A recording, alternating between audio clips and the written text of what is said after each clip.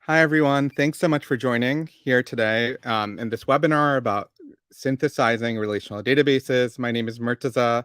I work in product marketing here at Gretel. Super excited for you all here to join. We have a great agenda here today. I'm joined by Alex Watson, co-founder and CPO of Gretel, and Grace King, relational product lead. Super excited for them to run the show. Just setting expectations here, we're going to have a brief introduction of relational databases, why it's so difficult, has historically been so difficult to work with. Grace and Alex are going to work through a couple examples, walk you through a notebook, and at the end we have a ton of time for Q&As. So please do continue to comment if you have any questions. And there's a number of questions that have come in through the form. Thank you all for submitting them. We'll have time at the end to address each one of them individually. And without further ado, I'm going to hand it over to Grace and Alex.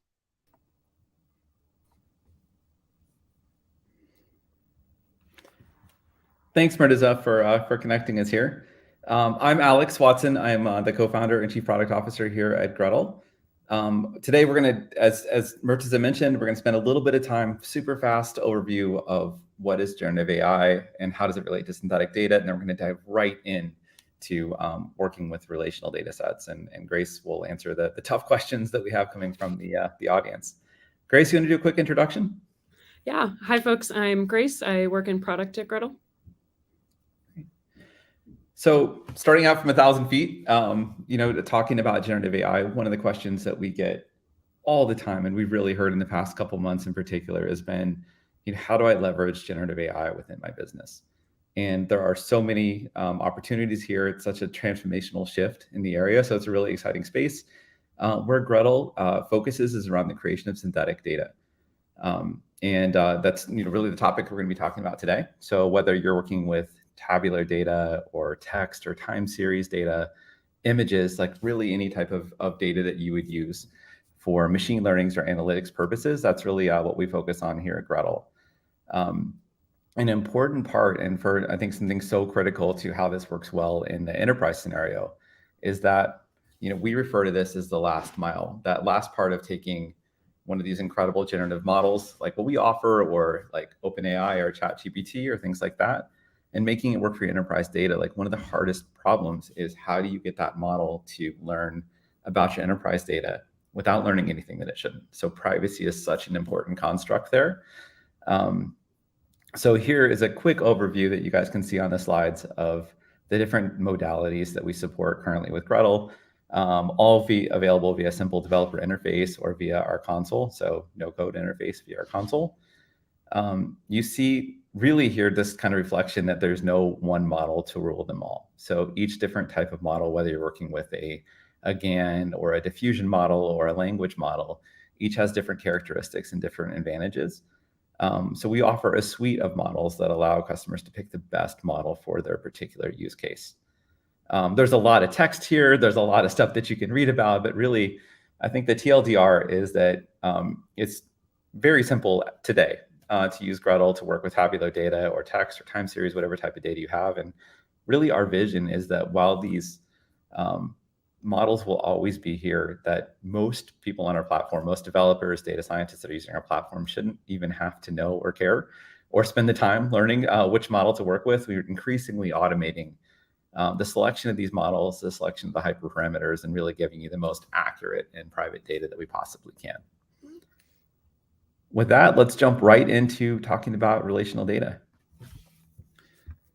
So Grace, maybe just we'll kick off here with some questions, really kind of high-level questions that we could use to kind of talk about this for our audience. So today we're talking about relational databases, and a question for you is, like, how does generative AI create synthetic versions of relational databases? And what techniques do we use to do that? So synthesizing relational databases is super interesting. Unlike maybe single table tabular synthetics, you have to maintain the correlations both within a table and then also across tables, because these tables are related to each other. So we use we have 5 available models and use a combination of key frequency preservation and conditional generation and model seeding. so that we can make sure that the synthetic databases maintain that statistical quality that you would see in your original database, while also adding those levels of privacy that are inherent with synthetics. That's really great. And I think that that mention of privacy and quality kind of leads into a question around like, what are some of the real world use cases that we see customers? Like, why would you want to synthesize a database using Gretel? Why not just copy your production data? I think there are so many use cases, but to name one, a lot of times databases can have sensitive data, maybe things that you wouldn't want to share in lower environments, but lower environment teams might need that data for analysis. And so you could subset your database and share a private and smaller version with a development team. Can you think of any others, Alex? Yeah, I think that that's one that stands out. Often, the customers we talk to will have databases that can be in the tens to hundreds of gigabytes in size. This is the production data. This is kind of the lifeblood of data that are coming in from their application. And there are a variety of use cases you might use it for inside the walls of your business. That said, customer privacy and trust is so important. Also maintaining the uptime of your production database is really important. So a common pattern that we see with our customers is creating, we call it a pre-production or a staging or development version of database that can be made, access can be made available internally. So what you want to have is all of the insights and the dynamism of your production data and the accuracy of your production data without having it be real customer data. It allows you to open up access for data analytics, for application development, and even machine learning, which is an area that we've seen quite a bit of uptick in. We'll be talking about that a little bit later today. So those are big. And I think, Grace, you mentioned subsetting, which is another really common pattern that we see where it's very expensive to run a 500 gigabyte database, especially for, depending on your use case. So what if you could run a 5 gigabyte or a 10 gigabyte version that can run on a single box inside of your cloud that had the same level of insight, so it had the same type of distribution of data. So that's a really big one. Conversely, sometimes we see people even wanting to scale the data up. So you might have an early application, you want to do load testing, and you say, what happens if we had 100 times the activity or 1,000 times the activity? So another use case that we see pretty often are developers coming in, training a synthetic version of a database using Gretel, but then using some of our generative models like Amplify or ActGAN that are extremely fast at generation to generate, sometimes tens of billions of records to load test their systems. Yeah, I think that's such a big use case, and load testing is so important. You want to know when your application is going to break before it actually does. Yeah. So taking a look at, the quality aspects that we're talking about here, how do we measure the quality of a synthetic database, and how do we compare it to the original real world data that it was based on? So we have a data validation tool for Relational. We call it the Gretel Relational Report. So we have unique accuracy and privacy scores that measure both how the synthetic data matches the statistical properties of your real-world database, and then also measures how private your data is. And what's great about this report is it's super consumable. You can look at it on a high-level database level, and then you can also get scores for the individual tables and drill down on really like deep level metrics. And so whatever view you want to look at, you have that data available. This has been, for me, I think one of the surprising learnings that we've had over our time at Gretel, where we started with this overall report. We built a score that you can see reflected there. We call it the synthetic quality score, which is a 0 through 100 score. Very high level, but really useful to look at your overall data set. And then the report allows you to dive in to whatever level of detail, even looking at correlations and PCA distributions and things like that of data. So the power of a high level score like that to help you kind of reason is, I think, a pretty cool thing that we learned as we were building out Gretel. And a little bit later on, we'll show a live version of the report and how you can click in to see more details and different tables. That's great.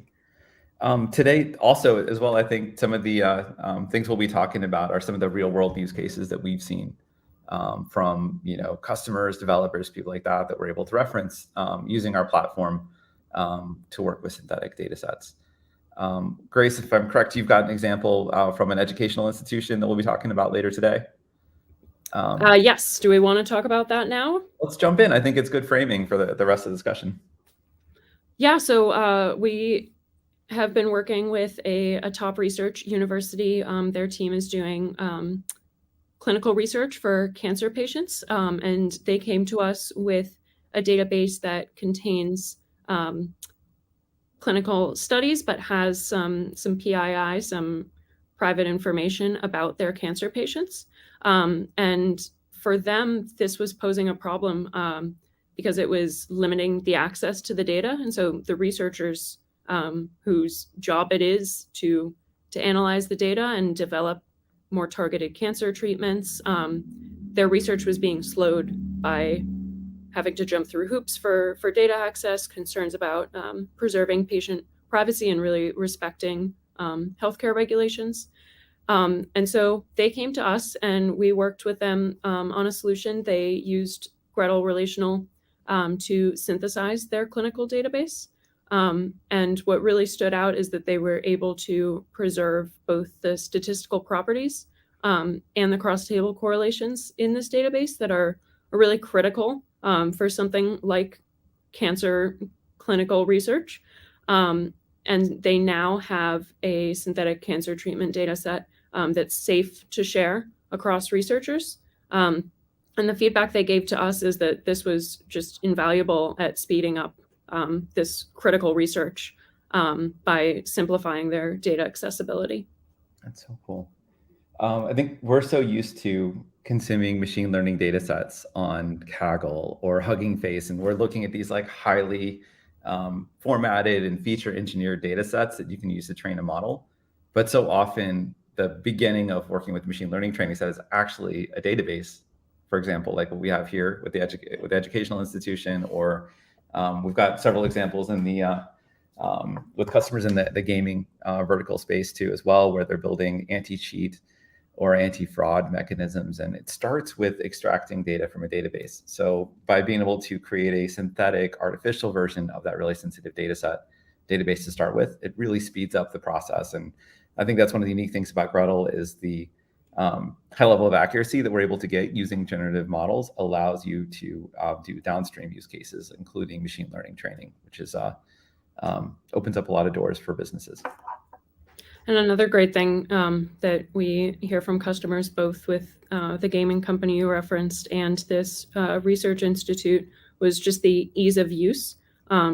Really, regardless of your technical level, where if you're like an ML/AI expert or really not a lot of coding experience, we really strive to make our products as easy to use as possible. Most definitely. Well, let's go ahead and let's jump on in.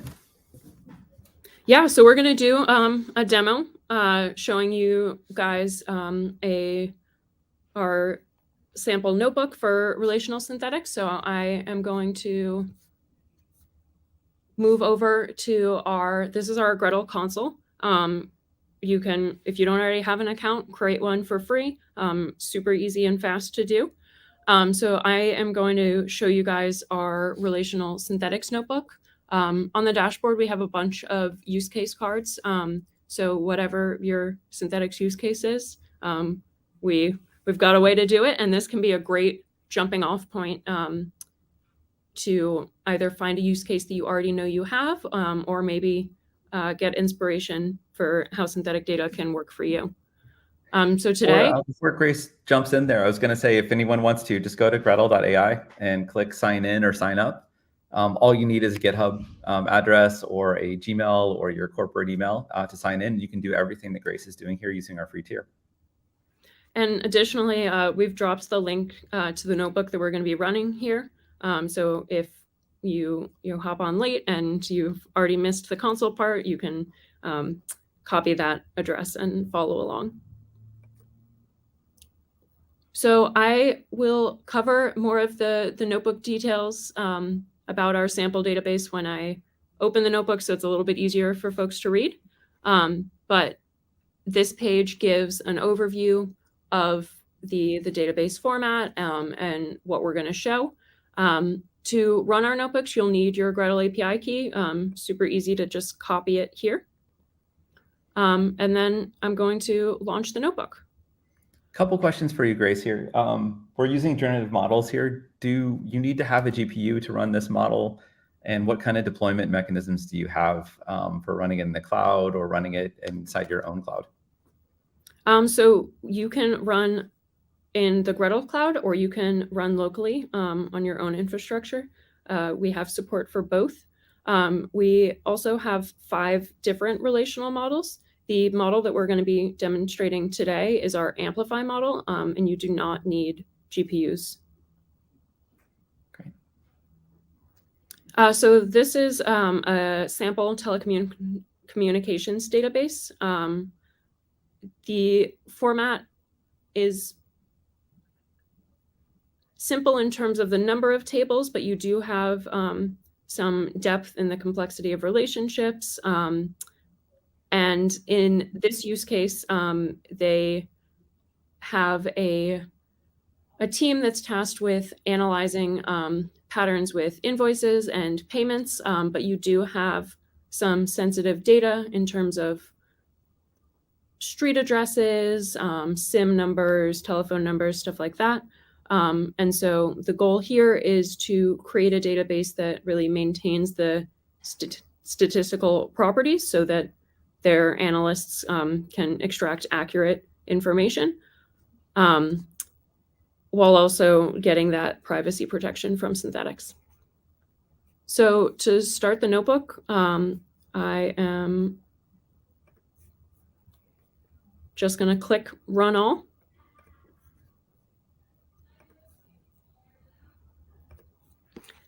And the great thing about this notebook is it will automatically install any packages you need.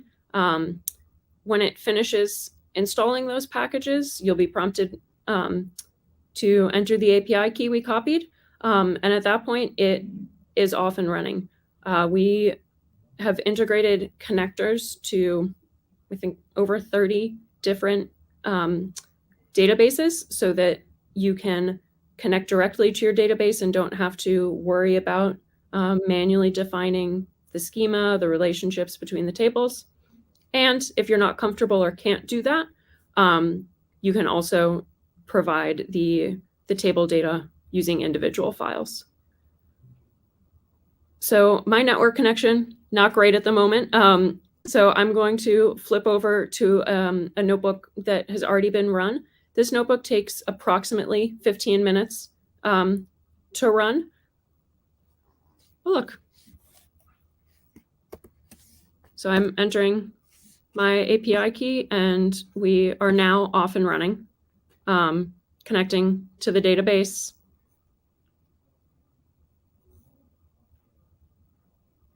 And starting training. So a really important part of Gretel Relational and something that sets us apart is maintaining relational integrity so that the key relationships are still there and the key frequencies match your original data. And a really fast way to check that referential integrity has been maintained is to join 2 tables and compare the number of tables in your parent, so here, with the number of records in your joined table. And if the integrity has been maintained, those will match. And so this is our source data, but we'll show at the end of the notebook running that those numbers still match and that referential integrity has been preserved. Do you have some flexibility, Grace, with this notebook? Should you want to create less records for synthetic data or more records? Is that something you can do from within the notebook? Totally. So here you can change which model you're using. As I mentioned, we have 5 available model options. And then later on, after the model has trained, you can choose how much data to generate. In this case, we're creating a one-to-one synthetic match of your original database. But as Alex was talking about earlier, sometimes your use case, you might want to subset your data. And so you can adjust that parameter to maybe create a database half the size or 1/10 of the size. On the flip side, some people need more data. You can double, triple, 10 times your data. And it's just as easy as adjusting that parameter. So I'll flip over now to a completed notebook. So as we saw, we have trained and run, generated the data. This takes about 15 minutes. And so we can look at the results. First, I wanted to show you just an individual table so that we compare what the original data looked like with the synthesized data. And you'll notice here that not only do the formats of these records match, the synthesized data looks like the real data. If you look closer, the date ranges are within the ranges that we saw in the original data set. These statuses and amounts, in this case, this is how much the customers were paying the telecom company. Those are also consistent. And right now you're just taking my word for that because we're looking at 5 records, but later on we'll look at the Gretel relational report that gives you kind of hard numbers so that you can be confident in the quality of the synthetic data.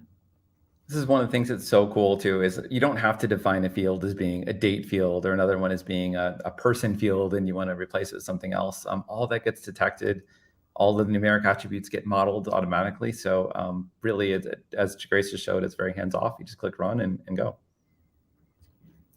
So as we talked about earlier, we want to make sure that the key relationships, that referential integrity, which is critical to databases, and having them be usable, we want to make sure that's been maintained. And a nice, fast, easy way to do that is to compare those record numbers. And so as we looked at before, we were comparing the account table to joining it with its parent table client. And those numbers are still the same, which shows that those relationships have been preserved. And while this notebook doesn't show it, we also make sure that the frequencies of those foreign keys remain the same. So if one client has only made one payment, you want to see that in your source data, or your synthesized data. So as I mentioned, we have the Gretel relational report. The report automatically renders in this notebook, but you can also look at it as an HTML or download it as a PDF. Right at the top, as we talked about earlier, we've got that quality score that tells you the accuracy of your synthetic data, and we have a privacy score. Alex, is there anything you want to add before we dive into the table level scores? No, one thing that stood out to me is that the privacy score is at normal. And what that means is we don't have any of the additional privacy enhancing technologies in addition to synthetic data turned on. So we expect this to work really well for internal use cases. Were you to take this database and want to share it externally, for example, post it on the internet, share it with a trusted partner, something like that, you might want to look at more privacy protections. And this is something you can configure directly in your synthetic config. So it's as simple as saying, I want to turn on privacy filters, which give you really nice protections, all the way to differential privacy. So I want formal mathematical guarantees for the privacy of this data, all different options. And we want to work with developers to find that right kind of balance between utility, so the accuracy of your data, and privacy. So in this case, definitely it's a utility focused use case. Privacy is good, not necessarily like the mathematical kind of formal guarantees that you would get with differential privacy. So you get to pick where it lands. This is really just meant around optimizing for utility, and which works great for most internal use cases. And another great option for adding that additional level of privacy protection that allows you to share data externally and feel really comfortable with that privacy level is to combine our transform model with the synthetics. That's what we use in our GDPR compliance examples.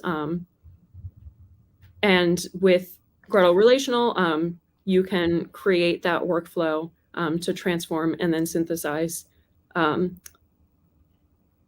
again, just by clicking run and letting it do its thing. And so that's a great way to really add like that extra level of reassurance that you have privatized your data. So we talked earlier. I have a quick example of why you'd want to run those two in a row. So here, if you're looking at this schema and you see account ID and client ID, the synthetic models on its own, not going to recognize that as being PII, for example. What Transform gives you the ability to do is to say it has the ability to search for over 40 different types of known detectors, or for you to even build your own. And you could say, for example, this account ID is private information. I want to replace it with a hash or a fake account ID or a like auto-incrementing numerical attribute. So that can be done via a single configuration across all tables to make sure that the synthetic model never gets exposed to, never even sees what a real account ID looks like. So the synthetic gives you protections against all the other fields in your data. Transform gives you the ability to hash, encrypt, remove, fake the known PII examples inside of your data set. Yeah, I love the flexibility of Transform to not only find that sensitive information for you, but then you can also choose how you want to transform it, be it a hash, or maybe you have a use case where you want to create data for a sales pitch and you want it to look real, but not be private sensitive data. And so one of my favorite things is using the feature where you can replace names with realistic looking names that then you're not exposing anyone's data. Mm-hmm. So in addition to those top level scores, we also have 2 quality scores for each table. The individual SQS looks at that table really in isolation, comparing the statistical accuracy, that data quality. And then we also, for relational, have what we call a cross-table SQS. And this is looking at the table in the context of the database as a whole, and really analyzing how well the relationships and statistical correlations were maintained across that whole database. And in addition to just looking at the scores here, for folks who really want a deep dive on that quality, a additional report is generated for each SQS, and you can click and get a really deep dive on the quality of individual tables.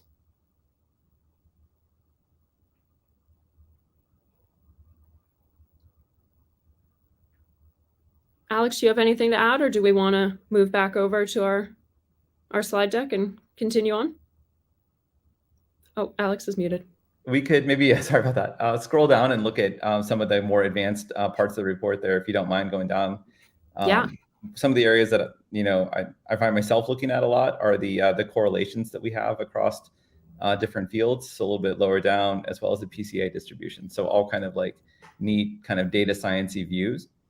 So this gives you a real quick look. This is a very small dimensional table. So at the top graph here, you can see that very weak correlations between those different tables. So not a lot to look at, but it was captured pretty well. PCA is a data science technique. That's kind of a favorite technique in the toolkit for a lot of data scientists to look at the overall distribution of data and make sure we didn't overfit. So here, when you see the synthetic data kind of like a graph looking very similar to what the dispersion level of the original real world data, it shows that the model not only learned the characteristics of the data, but recreated the same kind of distribution across the data set as well. So these are all reflected in the top score that you see, but it's a really nice ability to kind of dive in and just get a feeling for whether your data set overfitted or if it learned the different characteristics that it was supposed to. And it looks like it succeeded on both right here.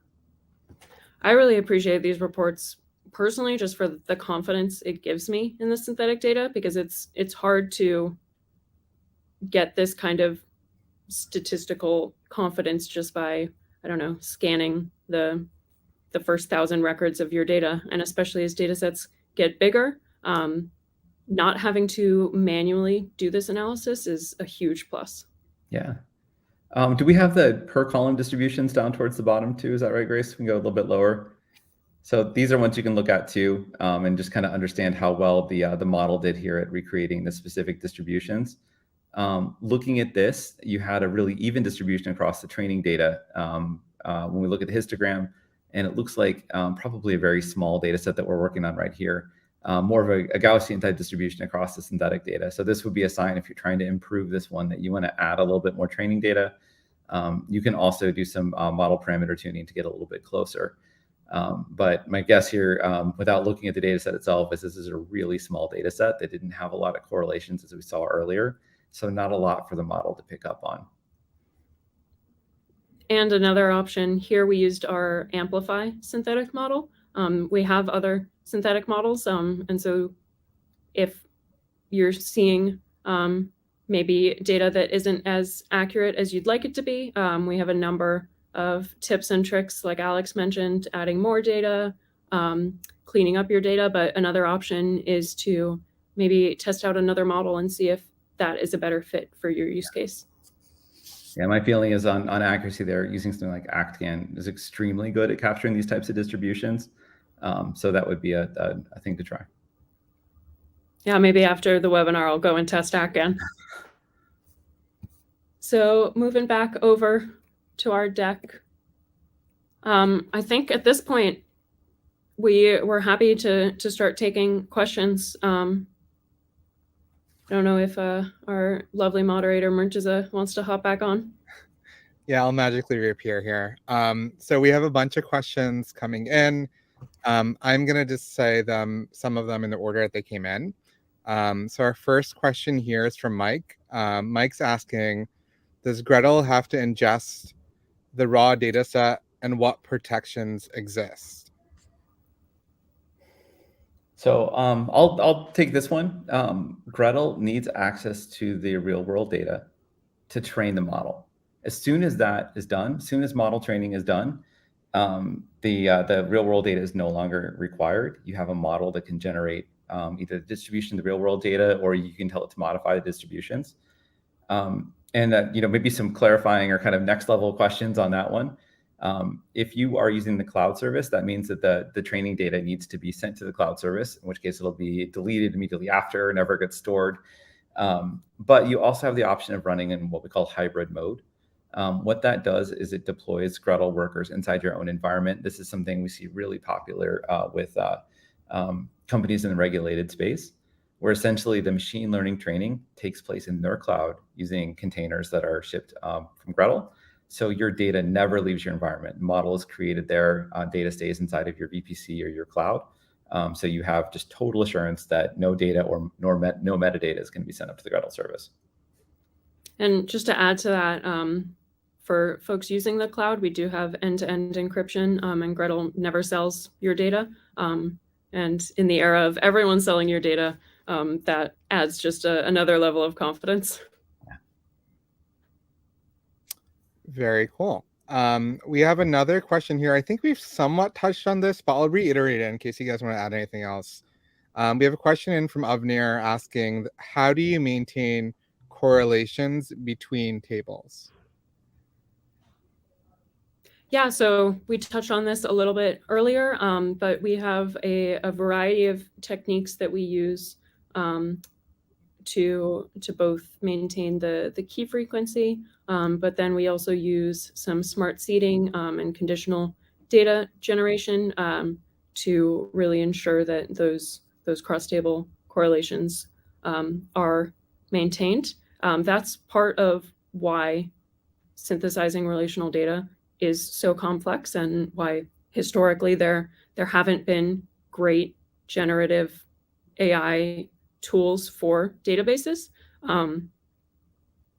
Those relationships add just an extra level of complexity, and we spent a lot of time figuring out how to do it well and how to make it work as easily as possible for folks. So to add a little bit to what Grace was saying, conditional data generation is when we ask a model to generate a record with a certain amount of attributes. So when you want to make sure, for example, that a frequency of orders or products, or for example, exists in a table because it existed in that frequency in the real world data, rather than relying on the model to statistically generate something that matches the same distribution, we can actually learn distributions from real world data and then ask the model saying, hey, model, I need you to generate a t-shirt with these characteristics of this size from this vendor, complete the rest of the record yourself.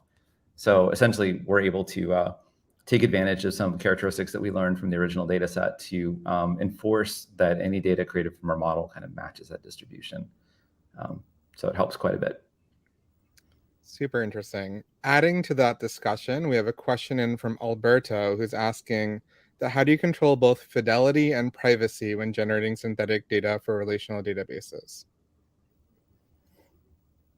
Yeah, that's we always kind of refer to this as like a balance or a scale, right? Where you, on one side you have utility, on the other side you have privacy. And synthetic data has both the ability to, meet the utility of the original data, but one of the things that's so cool is we actually have, in many cases, the ability to exceed the utility of the real world data.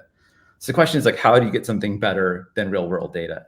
Often, and I think a lot of people that work with data here can sympathize with this, like data is very limited. So the data you have is really an approximation of the real world data, and it's often lacking. So you either have a poor balance of distributions for classes that you care about, not enough examples for a class.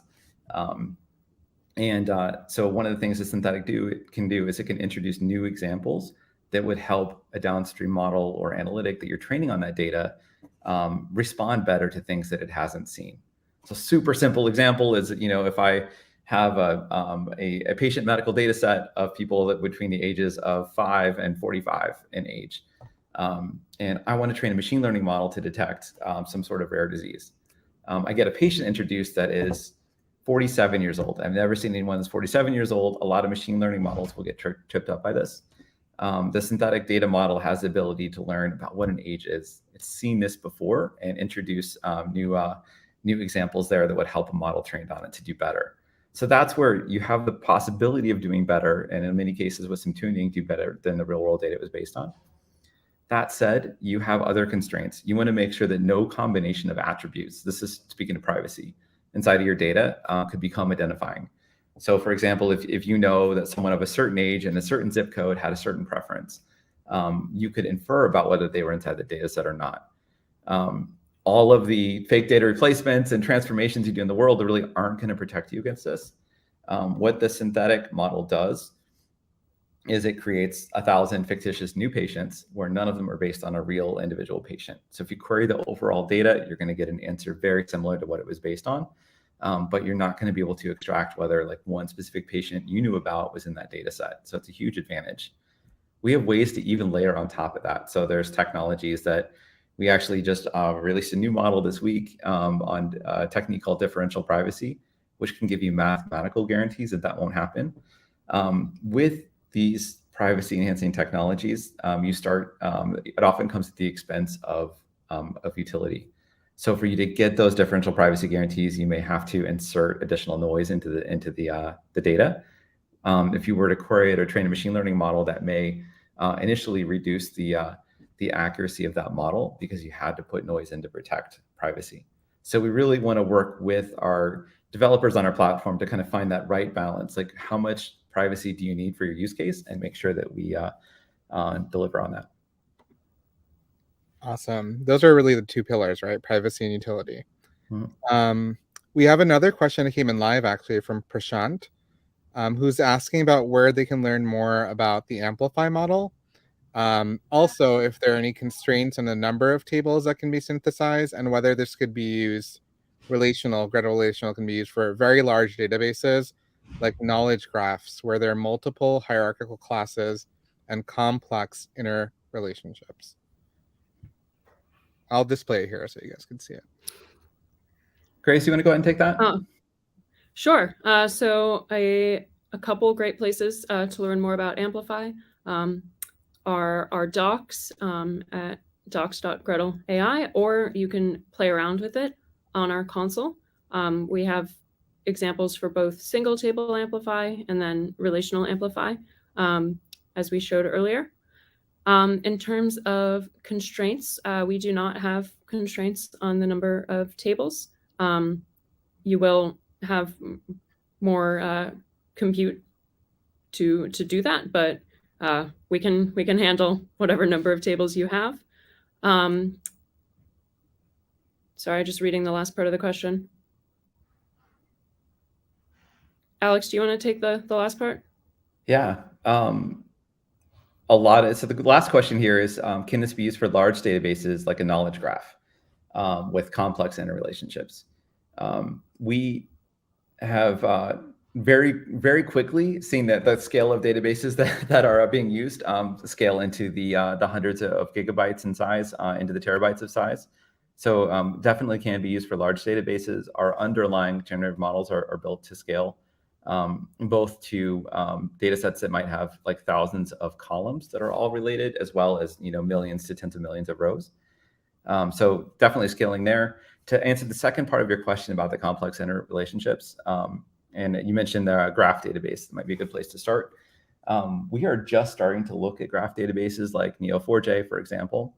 One area where we've seen success with our customers is when that graph can be exported as a series of nodes and edges. So a node would be a logical entity, and an edge would be like a strength of a connection in between those two different entities. That is essentially a two-table structure you can use, where the relationships can be captured pretty well. So the graph databases are not among the 30 connectors that we have right now. We're excited about that. If you have any questions, definitely reach out. We'd love to hear more about your use case. Awesome, super cool. Another live question here from Eric. Eric's asking that he's saying that I know this must depend on the application, but in general, what ratio of synthetic data versus real world data are we seeing the max gains in performance? I don't know if there's a simple answer to that, but Alex and Grace. There's not. I'll try to answer this one, without saying that it depends. Where we see the most luck, there's no kind of magic ratio. If you synthesize as many records, or 2x as many records as you have for synthetic as the real world data, like whether you're going to see gains or what those gains are going to be. So there's no magic ratio. I would encourage you to try augmenting your data set with, twice as many synthetic records and see how that works. The areas where we've seen the most improvement are when you have a class imbalance. So this is a case where some class that you care about inside of your data set, to use that like heart disease detection example, right? Like early use case with Gretel and working with University of California, Irvine researchers was they had a data set that was highly imbalanced between males and females. We see a lot of gains typically when you would balance out those classes that you care about. So essentially augment that machine learning training set with additional synthetically generated female patient records. No substitute for having real world data, but if in many cases there's no way to go back and generate more of these examples or recreate the experiment. So they got significant gains by taking those classes that were underrepresented in their data set and then boosting them up. So it's something I would definitely recommend experimenting with. Okay, we're just about to hit 45 minutes. For the interest of time, I'll end with one last question. And then I'll encourage folks to join our Discord community where you can ask as many questions as you'd like. We have more than almost 700 folks there.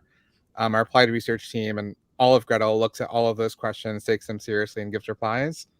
But I'll end with this one last question, which asks about the quality of input data. how much does the quality of input data affect the quality of synthetic data? This is coming from Edward. Mhm. Yeah, this is a great question, and it's something that we're asked a lot. So our machine learning models, like the name says, they learn. And so if you have high quality input data, you will get high quality output data. And if the quality of your input data is a concern, we have a number of tips and tricks for cleaning it up and really improving that quality. That's another case where the synthetic quality score comes in handy, so that you can see that synthetic quality and decide if you need to make adjustments for your use case. Another example, as Alex mentioned, with the conditional data generation, with the heart study, the quality of the input data wasn't necessarily great. It was unbalanced. They had too many male data points, not enough female data points. And so that's a great example of using conditional generation to improve the quality of your output data. One thing to add to Grace, and this is always fun to maybe talk about roadmap and things that our research team is working on right now. We just did a hackathon last week on this, actually. One area we're really excited about improving quality for input data is the ability to use these generative models, use LLMs, for example, to automatically clean or improve your data set, or to walk you through it in an interactive manner. So definitely an early area, but for example, detecting and adjusting for skew inside of your data set or missing values, these are things that we think synthetic models will be able to walk you through in the future. Like, how do I just improve this data set that I have in a natural language, kind of like a very conversational manner. So we're pretty excited about that. Awesome. As we conclude here, I just wanted to thank everyone for joining, all the great questions. There were so many questions coming in. I was very humbled to see all the interest. I wanted to remind everyone that you could go to Gretel.ai to sign up for a free account and try all this out for yourself. There's really nothing like actually tangibly trying all of this and not like a theoretical study here. It's you get 15 free credits just for joining, no conditions attached, no credit card required, all that type of great stuff. And continue the conversation in our Discord community, where you could ask any questions for Grace and Alex anytime. Thank you so much, Grace and Alex, and thank you everyone for joining. Thanks, Marissa. Thank you, everyone. Bye. Thanks, guys.